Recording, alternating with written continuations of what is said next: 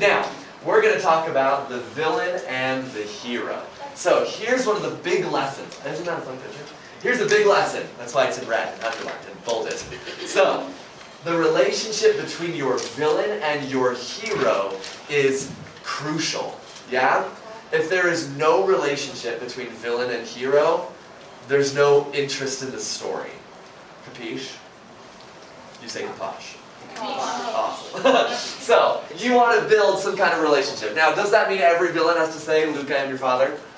No, it doesn't mean they have to be blood related. It doesn't mean they have to be in love with each other. It doesn't mean that kind of relationship. They just need a relationship, right? No matter what that relationship is. Does that make sense? How does what your hero want and what your villain want contradict each other? This is a way to start. If your villain and hero want the same thing in the same way, there's not much conflict happening, right?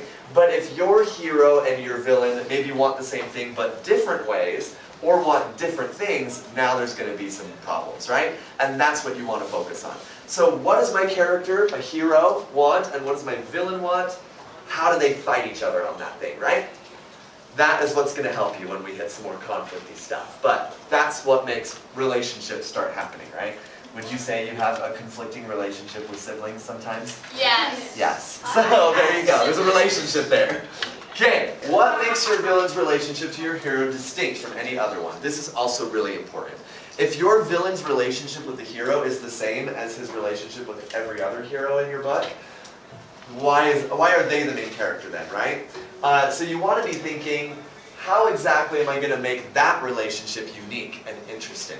Would you say that Harry and Voldemort have a relationship with each other? Yeah. Totally.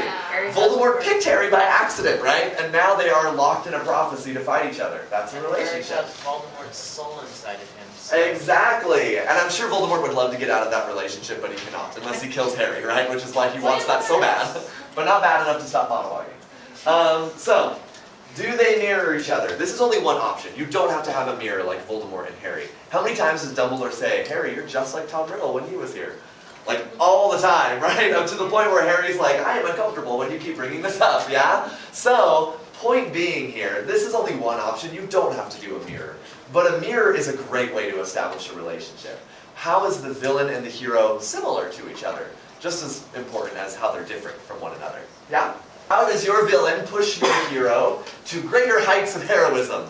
If your villain is not pushing your heroes at all, they're essentially asleep at the wheel. Yeah? Your villain thread is being placed on top of the tapestry and not being woven in.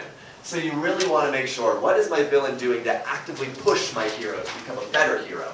Of course, that's not their goal. They don't want the hero to get better, but they are throwing things in their path and the hero is overcoming them, right? So, Voldemort throws Quirrell, and then he throws his diary, and then he throws Wormtail, and then he throws the Triwizard Tournament, and then he throws, you know what I'm saying here? He keeps throwing things at Harry to try to defeat him, but Harry is becoming better through them, right? Sauron in Lord of the Rings is throwing wars at people, and is throwing, like, the Black Riders, and all this other stuff, right? And ultimately, the heroes are overcoming them and getting better. So what things are your villain actively doing, or your antagonist, to stop your hero? And then, what is your hero doing to push your villain to greater heights of villainy? Yeah? What is your hero doing to get your villain to go, okay, I need to level up my game some more, right? That is something you should be thinking about as well. This is relationship, yeah? So, the spot is across the Spider-Verse, right? We're looking at how is the spot a good villain, a good example of a villain that was done well, right? Which remember, superhero stories are the ones that seem to struggle with this the most. This is a superhero story that does it really well, though. So we know the spot is created by Miles Morales, right? That is a part of a relationship. And Miles Morales was made Spider-Man because of the spot, right? In consequence of the spot's actions. So there is already a relationship there. And if you've seen the movie, at the very beginning, it's almost comedic how desperate the spot is to have a relationship with Miles. He's like, I'm your arch nemesis, I'm your villain, right? He wants to be his villain. Yeah, and Miles is like, no, you aren't, right? Yeah. They also parallel one another, right? The spot is thrown into a new world where he has superpowers, right? And everyone rejects him.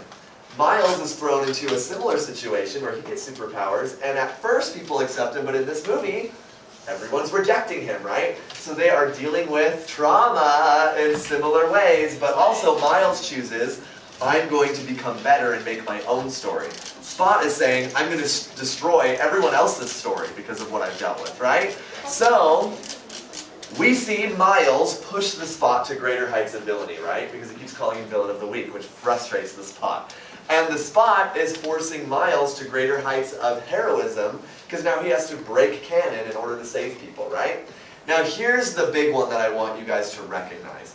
We live in a world where most Hollywood movies are selling you on villain wants to destroy the world, or the multiverse, or kill everyone that's ever existed in the history of all timelines. But this stuff is so abstract that your reader isn't going to care, right? In talking about Stormlight Archive, I don't care if Odium destroys all of Roshar. I care if he destroys Kaladin. I care if he destroys Shallan.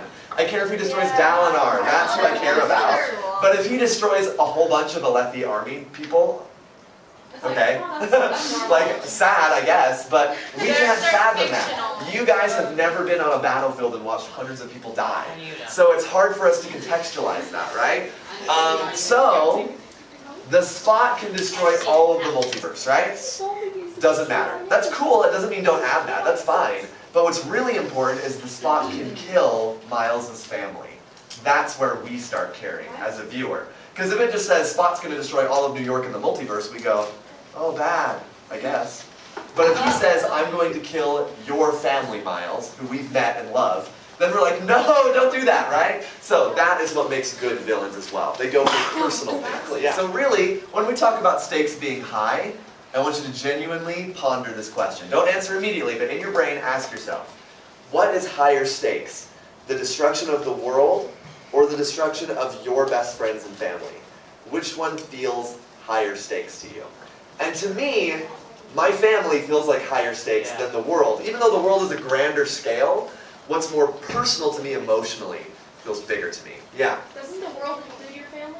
Yeah. It does, but again, think about it this way. When Thanos says I'm going to destroy all, like, half of life on Earth, when I watched that movie, I was like, oh, bad, I guess.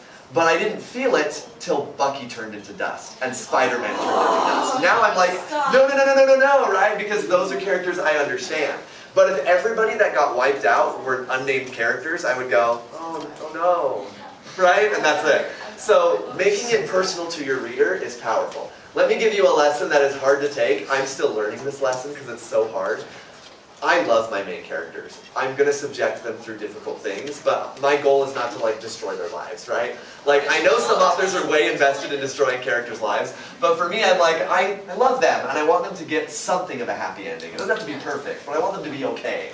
Pick the worst thing that can happen to your main character and make the villain do that.